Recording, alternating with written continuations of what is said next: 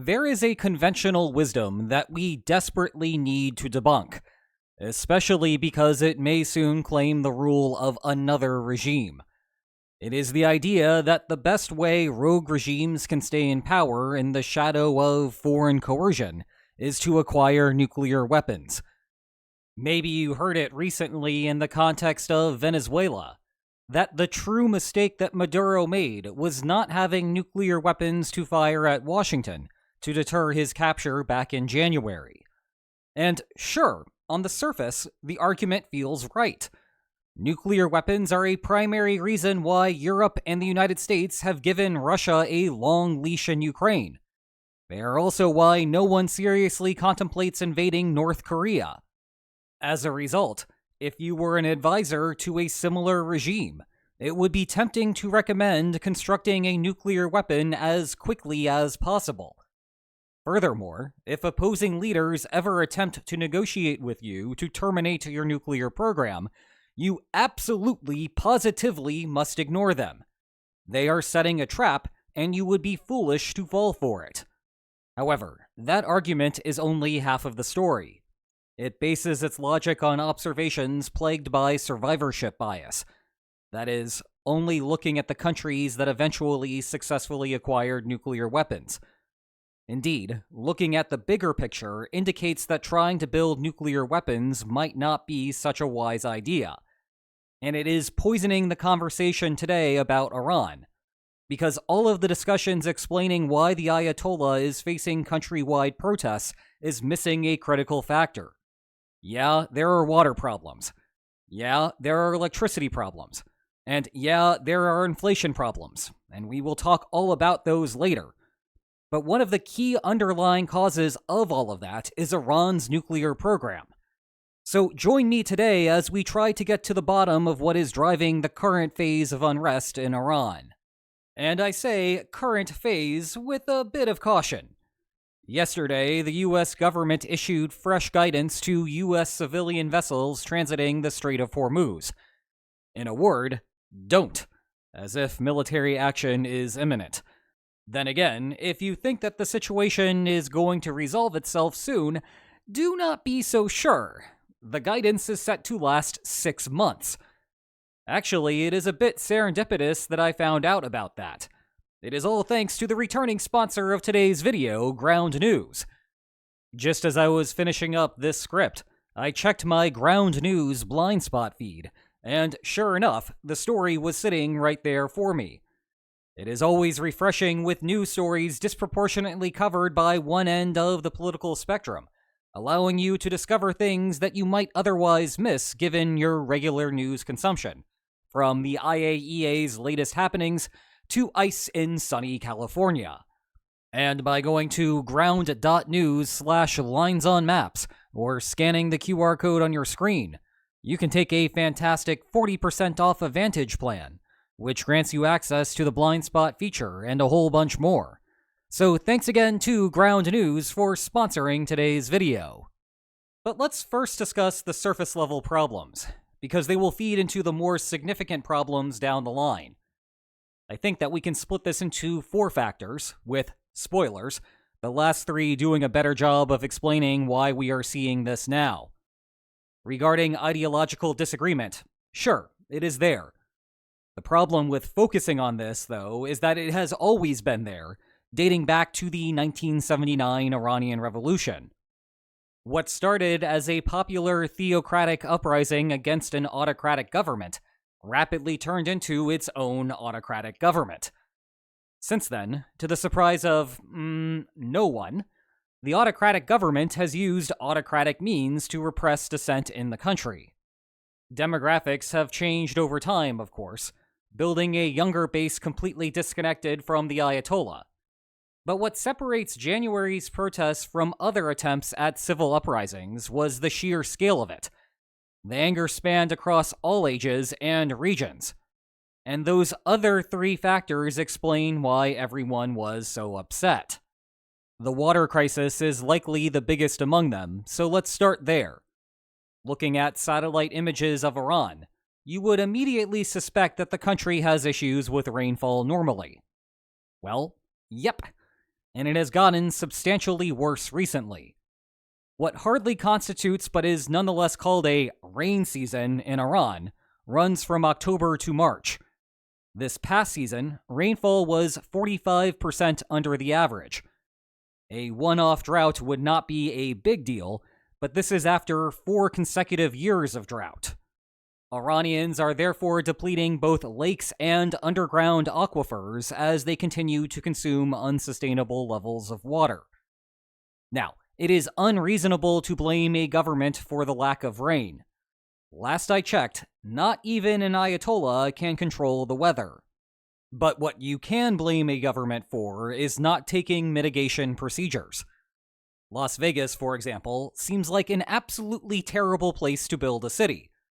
But the government is very good about recycling its water supply and harvesting what little rain does fall in the arid desert. In contrast, Iran spends 90% of its water on agriculture. This, on its face, is bad because Iran ought to be importing more of its crops. I invite you to think about why Iran does not, because we will circle back to this point later. But it gets worse when you dive into the country's agricultural choices. Iran is 4th in the world in almond production.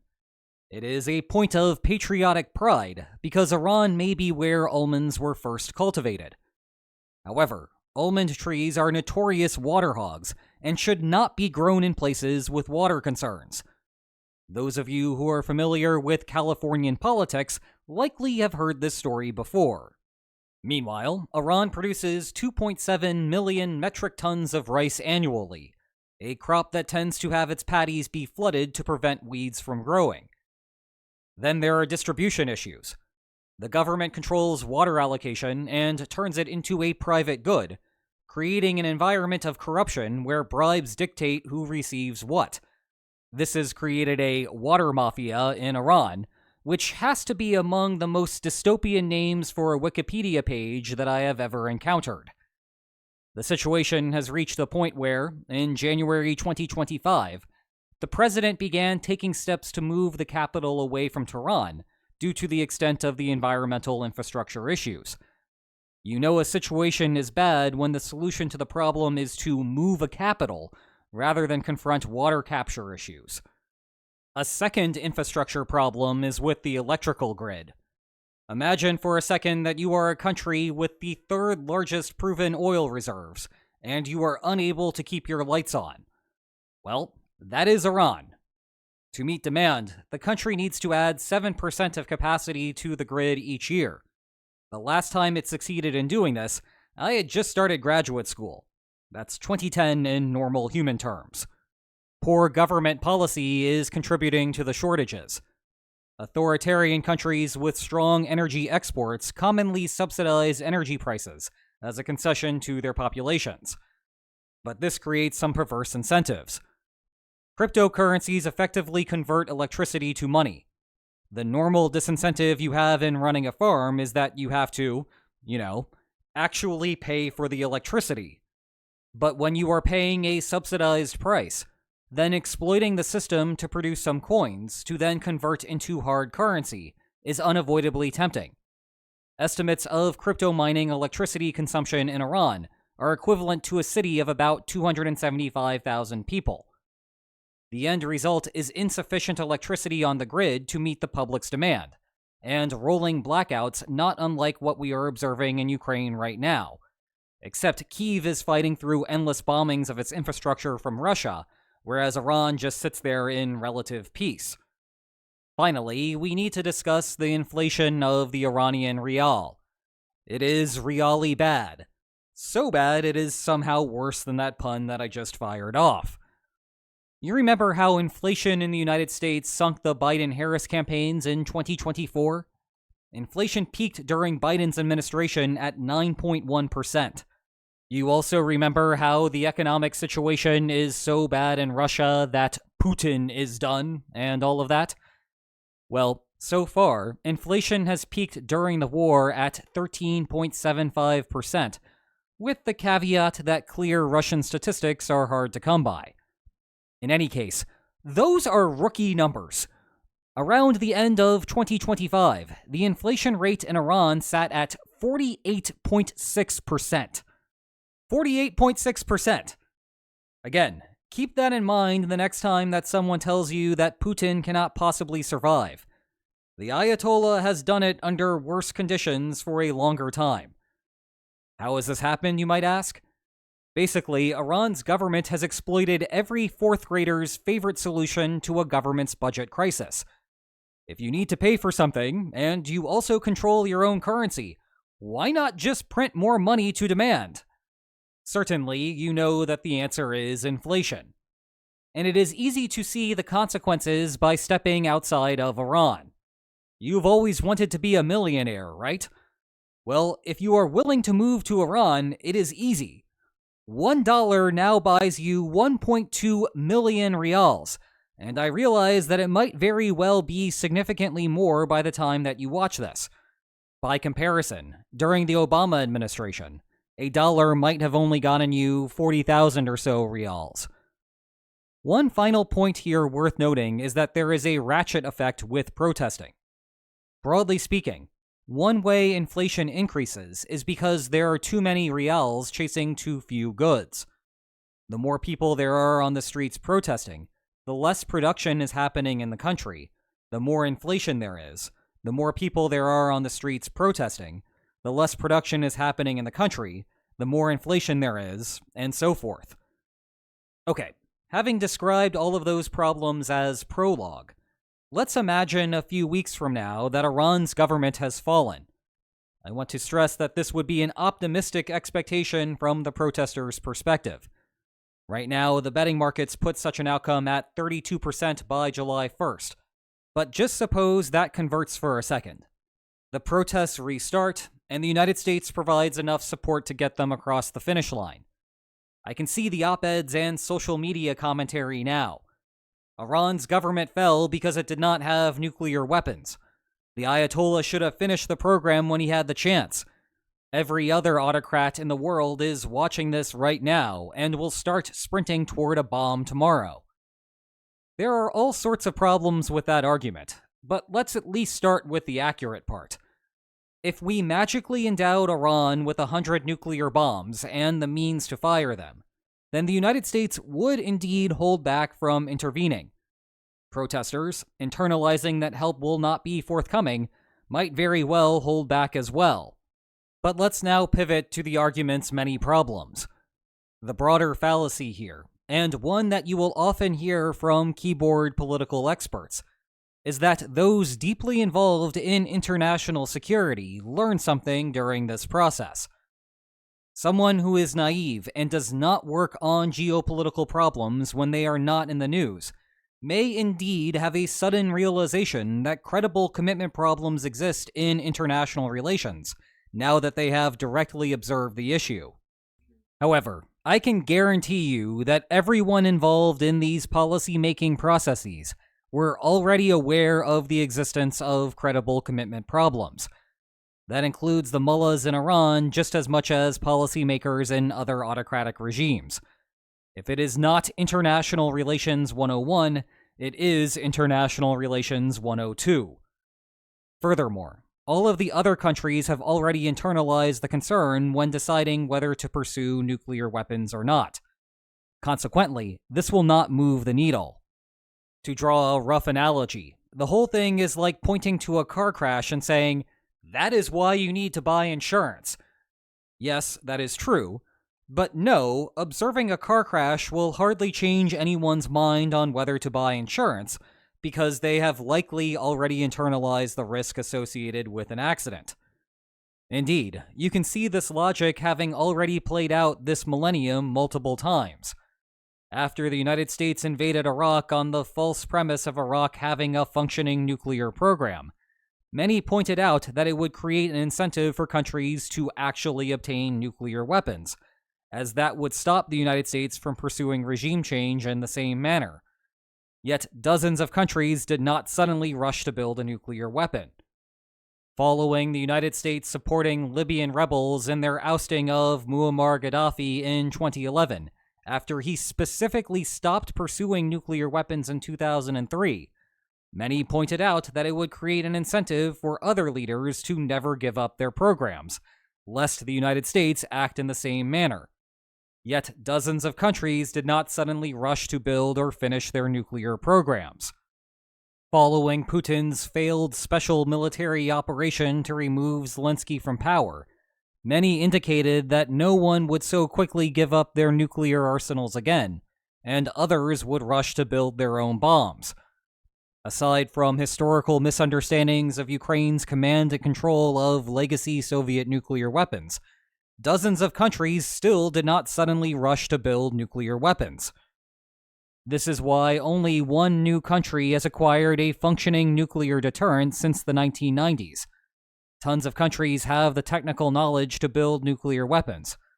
Few even try, though, because of how costly the process is, never mind how it risks military intervention in the meantime. And yes, North Korea is the only new nuclear country from that time period.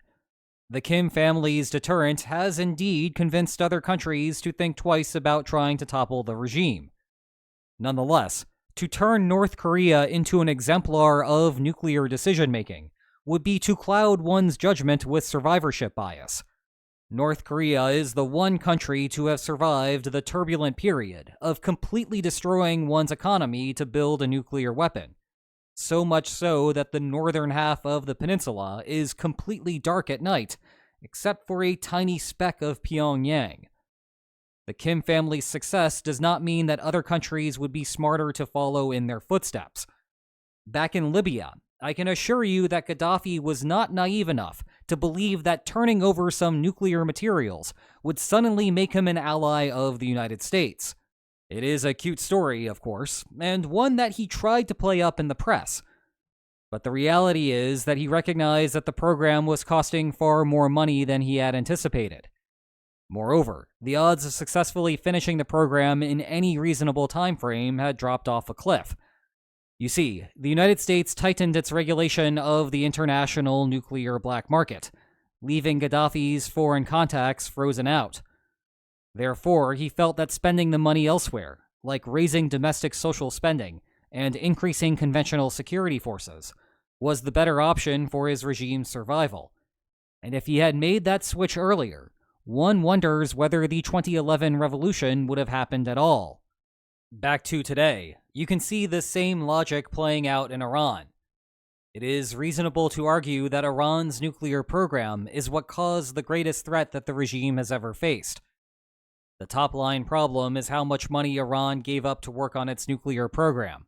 I am not just talking about direct expenses for the nuclear infrastructure itself. I mean the opportunity cost, including the damage that economic sanctions have caused. Trying to pinpoint an exact number is a fool's errand, but we can try to get a ballpark estimate here, and I will defer to an Iranian trade official on the matter. $2 trillion. If that sounds absurd, I assure you that it is not. Well, it is an absurd amount of money, but the plausibility of the number is not absurd. The implicit charges rack up over multiple decades of severe economic sanctions from Western countries. $2 trillion therefore reflects the total economic damage to the country, concentrated in a stagnant GDP growth. That does not mean that the government is short $2 trillion, but the foregone GDP eventually circles back around in the form of lost tax revenue. Never mind that lost GDP makes average Iranians poorer, priming them to protest. And never mind that the lost growth from years before does not contribute to the base of this year's growth, meaning that Iranians will implicitly feel the effects of this decision forever. But let's imagine that the Iranian government had taken its untold billions of dollars spent or sacrificed on nuclear weapons and placed them elsewhere. And while we are at it, let's include all of the money spent on financing an axis of resistance directed at Israel. One might imagine, for example, that rerouting all of that money to build more power plants solves the electricity problem. All of that electricity would then facilitate making an abundance of products in Iran, which then quashes the inflation problem. However, it is the subtle consequences of Iran's coercive posture that take the problem over the top. If you were wondering why an oil-producing desert decided to try to become an agricultural hub, it is because of national security concerns. The government chose not to invest in the country's comparative advantages, because doing so would leave the food supply vulnerable to economic sanctions. That contributed to the draining of the country's aquifers. It is comparatively easy for rainfall to cover domestic water consumption, given that it only makes up 10% of current use. The electricity situation is even sillier. Iran has worked on a nuclear power program for decades as well. Friendly reminder that Iran claims its overall nuclear program is only for civilian use. However, Iran insisted on constructing its own uranium enrichment facilities rather than procuring uranium from abroad, and then it continued to spin its centrifuges to obtain uranium purified well beyond the 3.75% that should go inside a nuclear reactor. This is why the entire international community does not buy the notion that the program has peaceful intentions. You will note that the Trump administration's bargaining goal is to bring Iran down to 0% enrichment. But at least as of yet, there is no ban on importing uranium to go into power plants. That is how the non-proliferation regime has worked for decades, and it is likely how it will still work for decades to come. If Iran had followed the same system that everyone else does, then its nuclear power plants would generate all of the additional electricity the country needed. Actually, instead, the IRGC is contributing to the problem. Remember the crypto mining in the country? A good chunk of that is from the IRGC running farms to try to eventually convert coins to hard currency, because sanctions have left that in short supply. If you have ever wondered why Iran did not complete a bomb when it was apparently close to finishing the fuel cycle, this is why. Maintaining a program and deploying the bomb is even more expensive than all of this starting activity. The economic problems would have gotten even worse, and there was always the possibility that Israel or the United States would bomb back that progress. Because it turns out that is something that they do. To be clear, I am not suggesting that Iran behaved naively here. The government made a calculated gamble a quarter century ago, and it has not paid off yet. Maybe it will eventually if the Ayatollah outlasts the current strife. Or maybe Iranians will look at neighboring oil-rich countries, note how they followed the rules of the international system, and now they have rich and diversified economies. And then the Iranian citizens will end up back on the streets to protest. Either way, it is impossible to get away from how those choices have caused Iran to confront protesters in the present. And it is why countries with slightly less animosity to the world order do not try to run the same risks. Thanks again to Ground News for sponsoring today's video. Go to ground.news/linesonmaps or scan the QR code on your screen to take a fantastic 40% off a Vantage plan. Meanwhile, if you want to learn more about politics in the Middle East, I have a playlist just for you. And if you enjoyed today's video, then please like, share, and subscribe, and I will see you next time. Take care.